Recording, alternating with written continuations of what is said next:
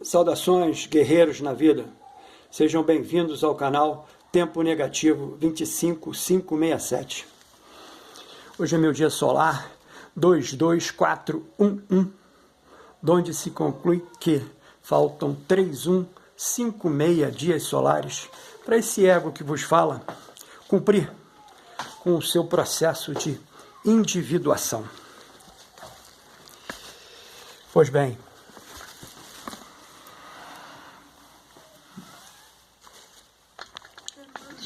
uma mudancinha aqui, tá dando para ver lá em cima, lá. Já coloquei lá em cima também no meu pano de fundo aqui o meu mapa alquímico, com as 7 fases, os 4 elementos, e com os 7 processos, com os 4 elementos e com as 3 grandes fases, e também incluí, né, fase de meu mestre Jung, né, os citrinanitas. Pois bem, hoje é meu ensaio 07 de outubro de 25, onde eu produzi 1.202 palavras neste ensaio aqui que eu vou te explicar agora. Inicio com a seguinte máxima: somos filhos da dinastia dos sapiens, netos de estrelas e bisnetos da poeira primordial, herdeiros de 12.000 uniões de opostos e portadores da centelha do primeiro, que olhou o fogo e soube que via a própria alma. O propósito desses ensaios é debater o corpo dinástico, peça central das 4 esferas do cosmo aristotélico, aqui individualizado nessa figura alquímica medieval. Aqui está a figura alquímica medieval, que eu produzi também, né, no meu sistema primário artesanal, né, na ideia de produzir a arte, né, onde conseguimos notar, né, a presença da esfera da terra, a presença da esfera da água, a presença da esfera do ar e a presença da esfera do fogo. Todos pertencentes ali, ó, ao cosmos aristotélico. E aqui, com riqueza da imagem, né, um corpo humano, andrógeno, mas presente dentro da estrutura que no hinduísmo se chama, e na teosofia também, de roda de Sansara. Pois bem, e o seu sistema intricado de coligações entre opostos, porque para esse corpo estar presente, que é esse que vos fala, teve que haver algumas, né, uniões de opostos, né, que eu, por um acaso, desenvolvi também artesanalmente, né, a minha árvore genealógica. Olha que legal, olha como é que ficou essa figura, né, onde o eu está aqui embaixo, ó, eu, 2 pais, 4 avós, 8 bisos, 16 trisos, 32 tetra, e aí vai, né? Chegando aqui nesse limiar, que nesse limiar eu vou explicar, evidentemente, aqui nos 2 ensaios, né? Porque eu já estou adiantando, vão ser 2 ensaios, onde eu faço, né, a ponta máxima, né, desse processo de ancestralidade há 12.000 anos atrás, ou seja, há 12.000 uniões de opostos, ciclos de uniões de opostos atrás, né? Datação de 300.000 anos atrás, surgimento da nossa espécie, o Homo sapiens sapiens. E faço também, né, uma declinação dentro dessa linha alquímica, né, a geração 5.454, que é a marca primordial do surgimento, né, do lápis filosofal, né, a consciência do Mercúrio filosófico encarnado. Pois bem, esse é o desenho da árvore genealógica que eu vou debater aqui no canal, né? Seu sistema intricado de coligações entre opostos, gerando o nosso sistema de ancestralidade, ou seja, a nossa árvore genealógica. Para tanto, caminhei entre conhecimentos espiritualistas, teosofistas e antroposofistas, que serviram de base na construção do meu arrazoado, o qual já anuncio aqui que será bipartido e apresentado nas duas fases dessa minha 70ª, 59ª lunação cheia, respectivamente azul e índigo, né? Azul é essa de hoje. Primeira parte, explorando a obra Missionários da Luz, psicografada por Francisco Cândido Xavier e ditada pelo Espírito André Luiz, o terceiro livro da série A Vida no Mundo Espiritual, publicado originalmente em 1945, cujo tema central é o processo de reencarnação, explorando a visão de que a vida continua após a morte e que há organização, amor e justiça na condução dos destinos humanos através da atuação de espíritos benfeitores que acompanham e orientam os encarnados e desencarnados.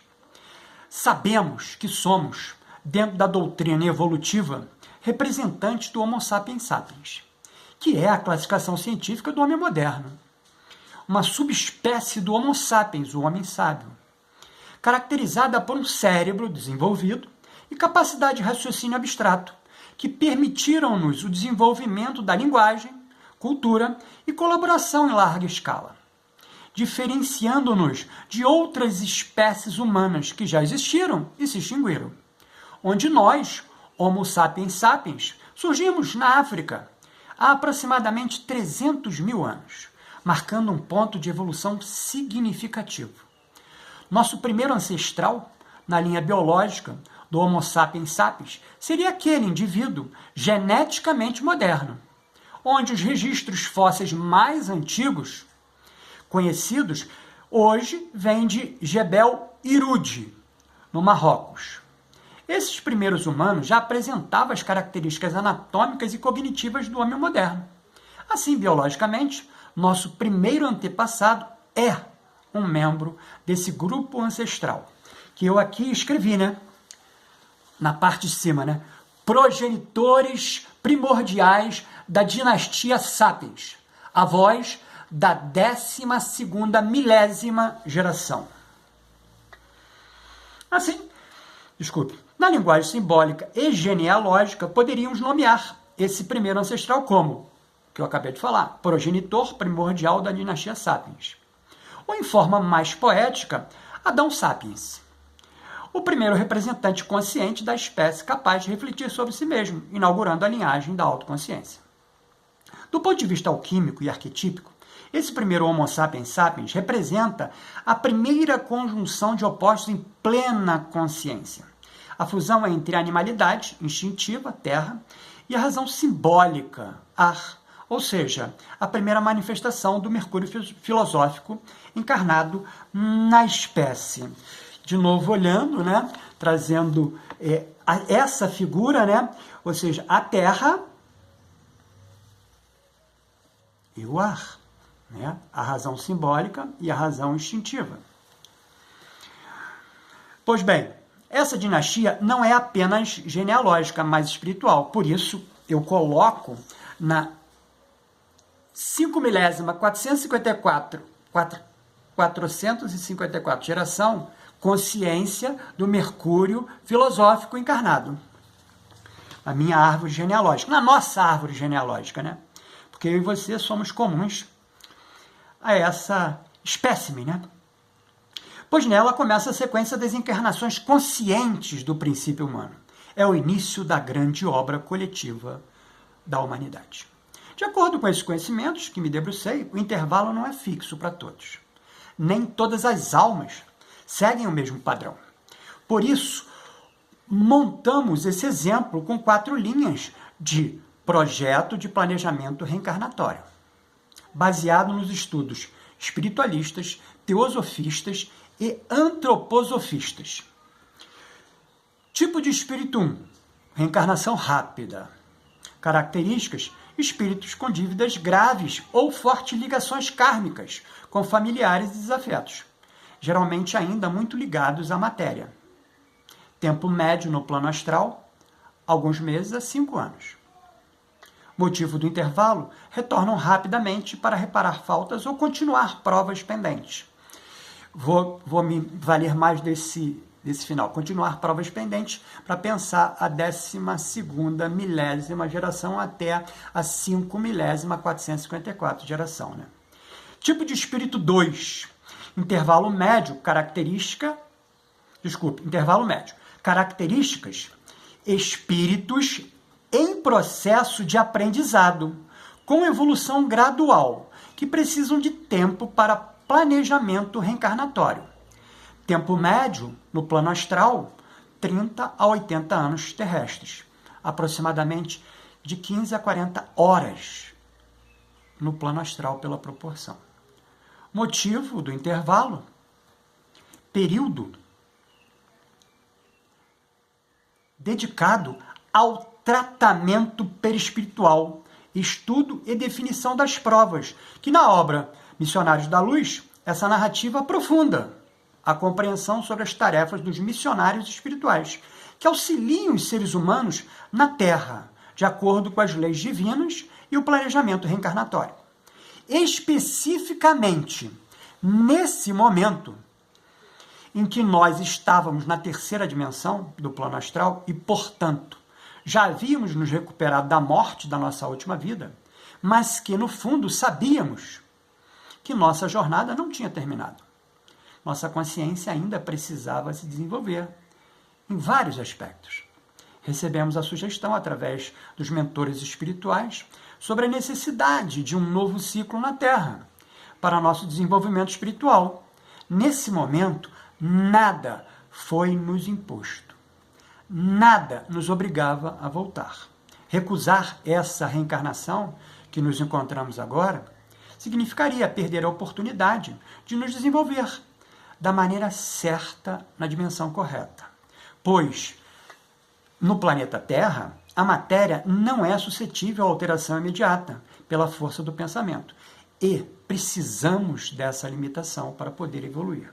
Foi então que nossos mentores indicaram 4 lugares que teríamos que passar antes de nascer, onde supostamente, em tempos terrestres, se passariam 48 anos. Ou seja, durante 48 anos na Terra, nós nos preparamos para fazer esse nosso processo reencarnatório, que no plano astral dura a singularidade de 24 horas. O primeiro foi o conselho kármico, e o tempo de permanência foi 8 anos terrestres, ou 4 horas no plano astral. E a primeira coisa que fizeram foi mostrar a nossa trajetória até ali, ou seja, nossas memórias de vidas passadas. Para isso, eles acessaram os registros akáshicos que possuímos.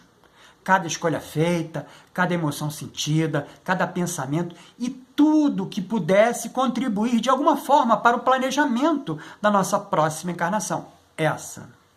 Para daí sim, depois de tudo isso, tivéssemos capacidade de planejar essa nossa vida atual, sempre pensando que não é individualmente, sempre assessorado por outras consciências, que estão aqui diretamente relacionados, principalmente dentro dos 4 movimentos, e especificamente aqui no segundo lugar, o Departamento de Reencarnação, onde é realizado o projeto de planejamento reencarnatório. Essa parte aqui eu me encanto, essa parte eu venho falando nos últimos 7 anos, assim,